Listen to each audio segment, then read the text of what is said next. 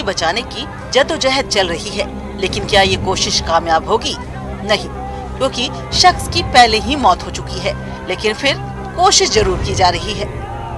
सैकड़ों की संख्या में लोगों की भीड़ जुटी है, पुलिस भी मौजूद है। इसके बावजूद लोग मृत शख्स को जिंदा करने का दावा कर रहे हैं। ये तस्वीर गुना के जोगीपुरा से आई है, जहां अंधविश्वास का ये खेल खेला जा रहा है। तालाब से निकलकर शख्स की लाश को पेड़ पर उल्टा लटका दिया गया, फिर झूले की तरफ से झुलाया जा रहा है। लोगों को उम्मीद है कि ऐसा करने से शख्स जिंदा हो जाएगा। दरअसल घर में बेटे के साथ पिता का झगड़ा हो गया, जिसके बाद दोनों ने तालाब में छलांग लगा दी। इस दौरान पिता की मौत हो गई, जबकि बेटे की जान बच गई। पिता की मौत के बाद ग्रामीण लाश को पेड़ पर लटकाकर जिंदा करने की कोशिश करने लगे। लोगों ने इसके लिए टोने टोटके भी किए, हालांकि सारे प्रयास नाकाम ही रहे। करीब 1 घंटे बाद पुलिस ने शव को कब्जे में लिया और पोस्टमार्टम के लिए भेजा।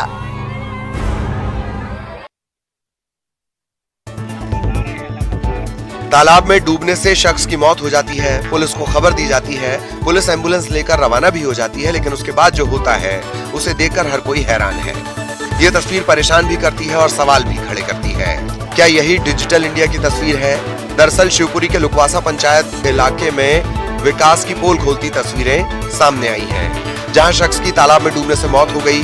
परिजनों ने पुलिस को सूचना दी। इस पर पुलिस एम्बुलेंस के साथ मौके पर रवाना हुई, लेकिन लुकवासा पंचायत का वो इलाका विकास में इतना पिछड़ा हुआ था कि न तो पुलिस वाहन पहुंच पाया, न ही एम्बुलेंस मौके तक पहुंची। इसकी वजह से चारपाई पर रखकर मृतक के शव को लाठी और टॉर्च के सहारे वहां से बाहर तक लाना पड़ा। इस दौरान भी भारी समस्या का सामना करना पड़ा, क्योंकि रास्ता या तो खराब था या फिर उस पर घुटनों तक पानी भरा था। बड़ी मशक्कत के बाद शव को वहां से बाहर निकाला जा सका। हमें सूचना मिली थी कि कोई डेड बॉडी यहाँ लेलवारा के आसपास है, तो हमने आके मौके पे देखा तो ये जानकारी भी प्राथमिक लगी है कि ये रामकृष्ण प्रजापति नाम है इनका, जो तालाब में तैरने के उद्देश्य से शायद उतरे थे। उनके कपड़े वगैरह वहाँ रखे हुए थे पूरी व्यवस्थित, और डेड बॉडियाँ रखी हुई थी। अभी तक हमने मर्ग कायम करके प्रारंभिक जाँच चालू कर दी है। खरगोन की बरवा पुलिस ने बेटे की संपत्ति हड़पने की साजिश में पिता को गिरफ्तार किया है। बताया जा रहा है कि आरोपी लाखन सिंह ने 6 साल से गुमशुदा अपने बेटे की जमीन हड़पने के लिए फर्जीवाड़ा किया। आरोपी ने फर्जी पावर ऑफ अटॉर्नी तैयार कराई। बेटे के पुराने मोबाइल नंबर की सिम को वर्तमान सिम कार्ड होल्डर से छत्तीसगढ़ के बलरामपुर लेकर आधार कार्ड बनाया, जिसके बाद इंदौर में 10 करोड़ की संपत्ति बेचने की तैयारी थी। लेकिन इससे पहले ही बेटे की पत्नी ने पुलिस में शिकायत दर्ज करा दी, जिसके बाद पुलिस ने तत्काल कार्रवाई करते हुए लाखन सिंह सहित 5 आरोपियों को हिरासत में ले लिया। लाखन सिंह पर पहले भी आय से अधिक संपत्ति और सिंधवा जनपद सीईओ रहते हुए 5 करोड़ से अधिक की सरकारी राशि के गबन का आरोप है।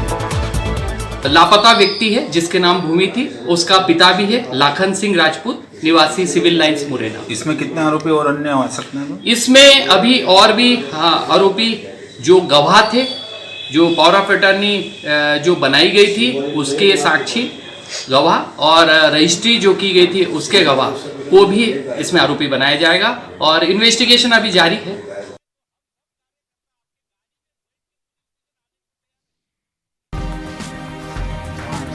जब सिर पर खून सवार हो और तब विवाद हो जाए तो इसका अंजाम कैसा होता है, सीहोर के बुधनी में इसका जीता जागता उदाहरण सामने आया है, जहां बुधनी मुख्यालय से महज 8 किलोमीटर दूर आदिवासी गांव जलाखेड़ा में एक पारिवारिक विवाद में पिता और पुत्र ने मिलकर अपने सगे ताऊ की पीट कर हत्या कर दी। बताया जा रहा है कि इस हत्या के पीछे एक जमीन का विवाद मुख्य कारण है। इस मामले में पहले दोनों पक्षों के बीच कहासुनी हुई और फिर विवाद बढ़ता चला गया। हालात इतने बिगड़े कि इन कलयुगी पिता पुत्र ने मिलकर अपने ही सगे ताऊ की हत्या कर दी।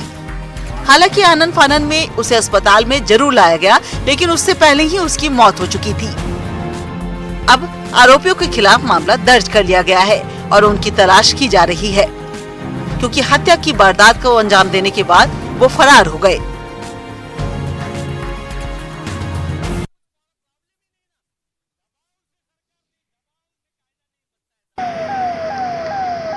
बीच सड़क पर खड़ा ट्रक और उससे उठ रही आग की लपटें भीषण हैं। बेशक इस हादसे में 2 लोगों की जान बाल बाल बच गई, लेकिन लाखों की ये गाड़ी पल भर में स्वाहा हो गई।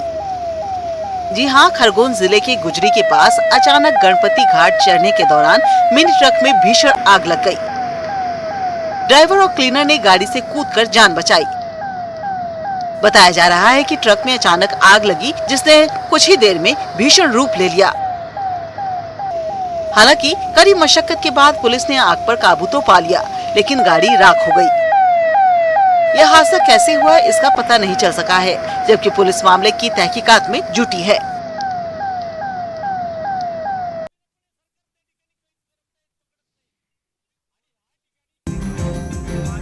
सिवनी में डिवाइडर से टकराने के बाद टैंकर में भीषण आग लग गई। देखते ही देखते आग ने विकराल रूप धारण कर लिया, जिससे कंटेनर जलकर पल भर में राख हो गया। बताया जा रहा है कि कंटेनर हरिद्वार से बिस्कुट लेकर हैदराबाद जा रहा था, तभी सड़क पर बैठे जानवर को बचाने की कोशिश में डिवाइडर से टकरा गया और टक्कर के बाद अचानक कंटेनर में आग लग गई, जो देखते देखते आग पूरे कंटेनर में फैल गई और कंटेनर धू कर जलने लगा। इस बीच ड्राइवर ने जैसे तैसे खुद की जान बचाई। घटना की सूचना मिलने पर दमकल ने मौके पर पहुंचकर कड़ी मशक्कत के बाद आग पर काबू पाया। वहीं घायल ड्राइवर को जिला अस्पताल में भर्ती कराया गया।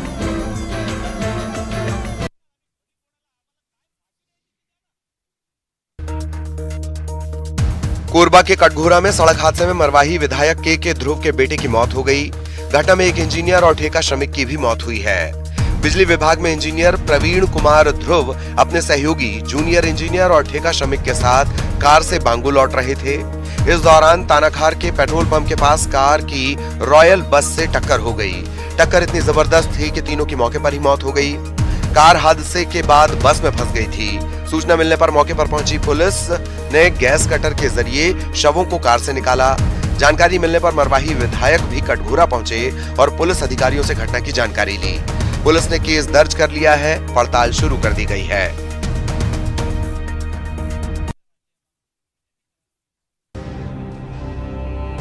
छिंदवाड़ा के सौसर में अंधविश्वास की पराकाष्ठा देखने को मिली है। यहाँ एक महिला को खुद को पाक साफ साबित करने के लिए अंगारों पर चलना पड़ा। दरअसल महिला और उसकी सास में काफी समय से अनबन चल रही थी। सास का आरोप था कि उसकी बहू ने बेटे को कुछ खिलाकर वश में कर रखा है। सास के आरोपों को गलत साबित करने के लिए जब महिला एक बाबा के पास पहुंची तो बाबा ने पहले महिला की सास को समझाया और जब वो नहीं मानी तो उसने बहू को अंगारों पर चल अपने आप को सच साबित करने का फरमान सुना डाला। महिला भी आदेश पाकर अंगारे पर चलने लगी और तब जाकर उसकी सास को भरोसा हुआ। कलयुग में अग्नि परीक्षा का ये दौर चर्चा का विषय बन गया है। अग्नि परीक्षा से बहू ने सास को भरोसा तो दिला दिया, लेकिन ये तरीका कितना जायज है, आज ये सवाल भी बहुत बड़ा है।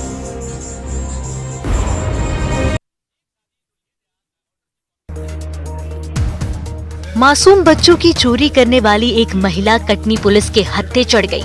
महिला पर पुलिस ने उस वक्त शिकंजा कसा जब वो कटनी जिला अस्पताल से एक नवजात बच्चा चोरी कर बस में भागने की फिराक में थी, लेकिन उससे पहले ही पुलिस ने नाकाबंदी कर बस से बच्चा चोरी करने वाली महिला को पकड़ लिया।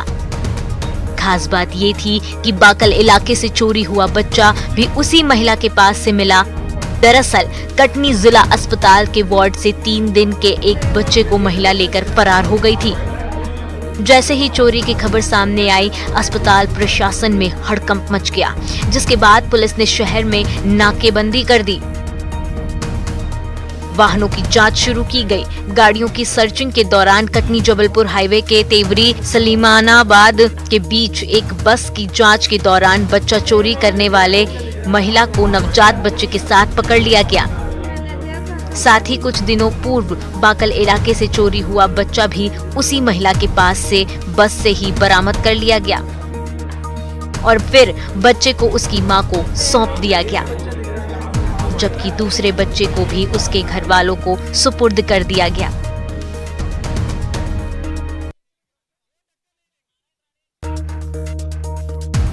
रतलाम में अब चोरों को दम लगाने की जरूरत पड़ रही है। यहाँ चोर दम लगाकर हाइशा कहकर घरों के बाहर रखी बाइक हाथों में उठाकर ले जा रहे हैं। दरअसल आलोट कस्बे में चोरों के दम लगाकर हैशा वाली तस्वीरें सीसीटीवी में कैद हुई हैं। यहाँ 3 बदमाश एक घर के बाहर से बाइक को हाथों में उठाकर ले जाते नजर आ रहे हैं।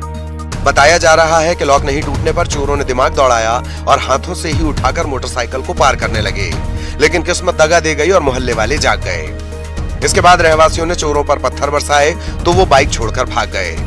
इसके बाद पुलिस को खबर दी गई। घटना की सूचना डायल 100 को दी गई। मौके पर जब तक पुलिस पहुंची तब तक चोर भाग निकले थे। आलोट पुलिस की निष्क्रियता को लेकर रहवासियों ने मुख्यमंत्री हेल्पलाइन पर शिकायत भी की है।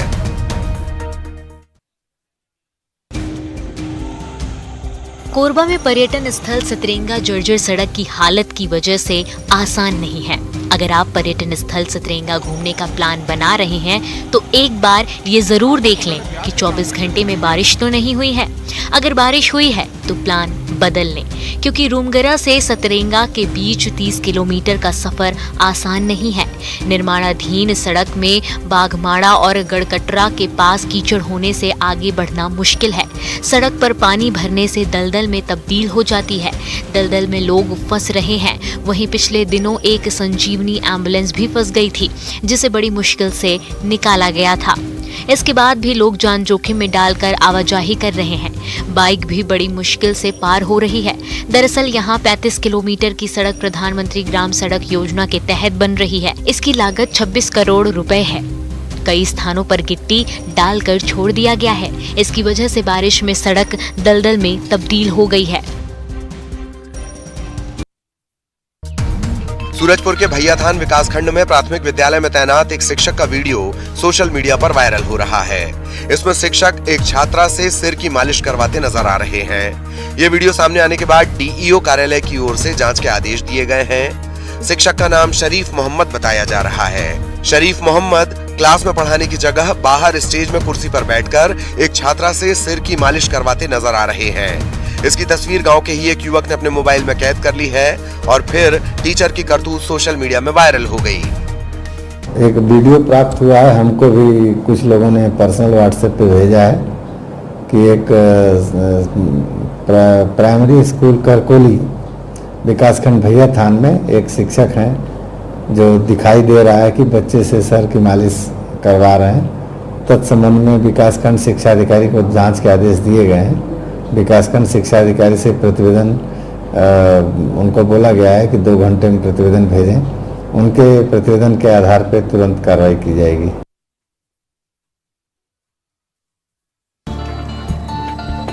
आमतौर पर यातायात की चालानी में पुलिस या प्रशासन के कर्मचारी बच निकलते हैं, लेकिन धमतरी यातायात पुलिस ने सरकारी कर्मचारियों के खिलाफ ही विशेष अभियान चला डाला।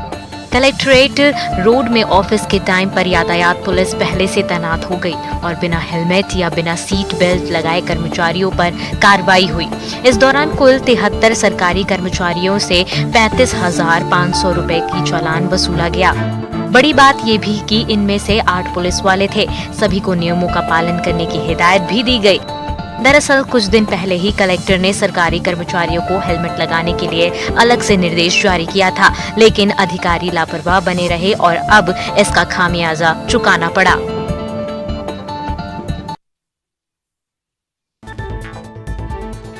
कांकेर जेल के लिए एक अच्छी खबर है। जेल में इन दिनों 99% बंदियों का वैक्सीनेशन पूरा कर दिया गया है।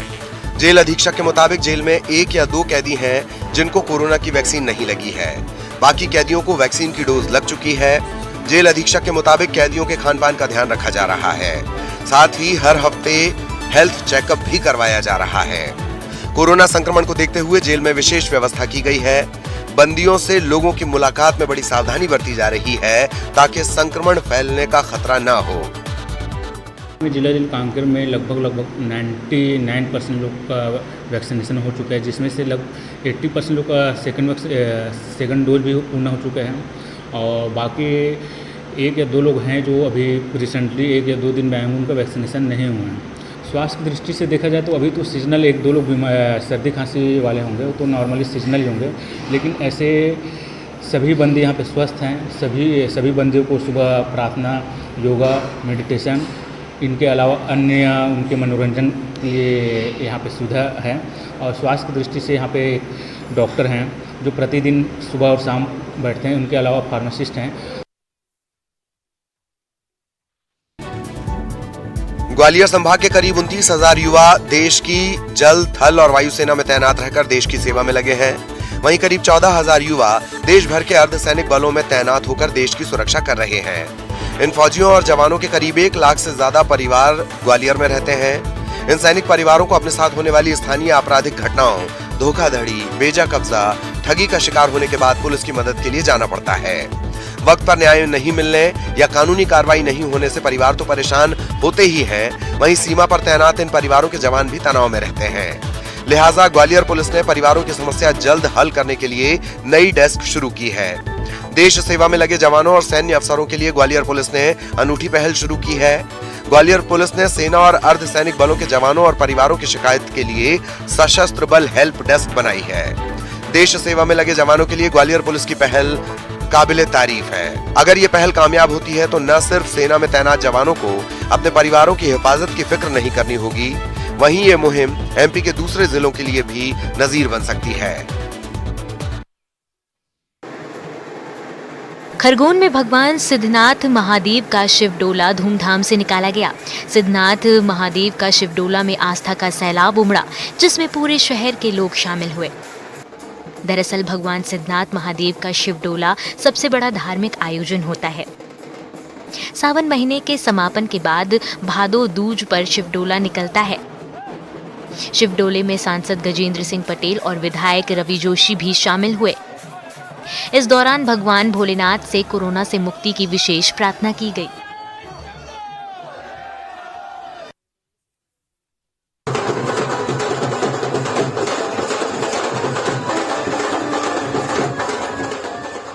धमतरी में वाल्मीकि समाज ने बाबा गोरखनाथ की शोभा यात्रा निकाली।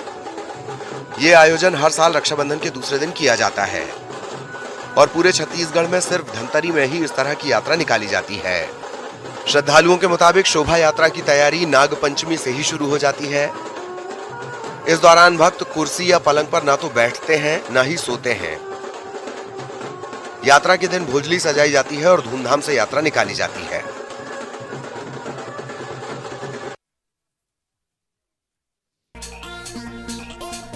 एक हादसे में दोनों पैर खोने के बावजूद छत्तीसगढ़ के पर्वतारोही चित्रसेन ने प्रोस्थेटिक लेग के जरिए यूरोप महाद्वीप की सबसे ऊंची चोटी माउंट एल्ब्रुस की 5,642 मीटर की ऊंची चोटी पर तिरंगा लहराया है। हाउसिंग बोर्ड के सिविल इंजीनियर चित्रसेन साहू एक ट्रेन हादसे में अपने पैर गंवा चुके हैं और प्रोस्थेटिक लेग के दम पर ये चढ़ाई की है और वहाँ भारत माता की जय और छत्तीसगढ़िया सबले बढ़िया के नारे भी लगाए। भारत माता की जय, छत्तीसगढ़िया सबसे बढ़िया।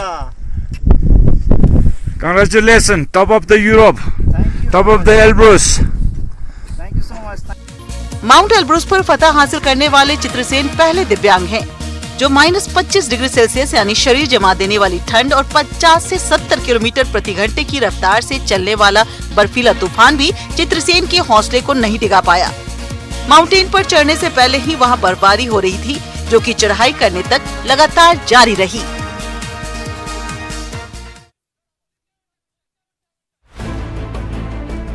तालिबान से जान बचाकर अफगानिस्तान छोड़कर भाग रहे लोगों को अपने यहाँ घुसने से रोकने के लिए तुर्की ने अपने बॉर्डर पर बन रही 241 किलोमीटर लंबी कंक्रीट की दीवार का निर्माण तेज कर दिया। वैसे तो अफगानिस्तान की सीमा तुर्की से नहीं लगती, लेकिन दोनों देशों के बीच में ईरान आता है और उसी रास्ते अफगानिस्तान के लोग शरण की आस में तुर्की का रुख कर रहे हैं। ऐसे में पहले से ही शरणार्थी संकट झेल रहे तुर्की को डर है कि कहीं उसके लिए शरणार्थी नासूर न बन जाएं। इसलिए उसने ईरान से लगने वाली अपनी सीमा पर कंक्रीट की दीवार का 155 किलोमीटर लंबा हिस्सा बना भी दिया है। बॉर्डर वॉल के साथ ही सीमा पर ऐसी चौकसी नजर आई कि इंसान का दाखिल होना तो दूर की बात है, वहां कोई परिंदा तक पर न मार पाए।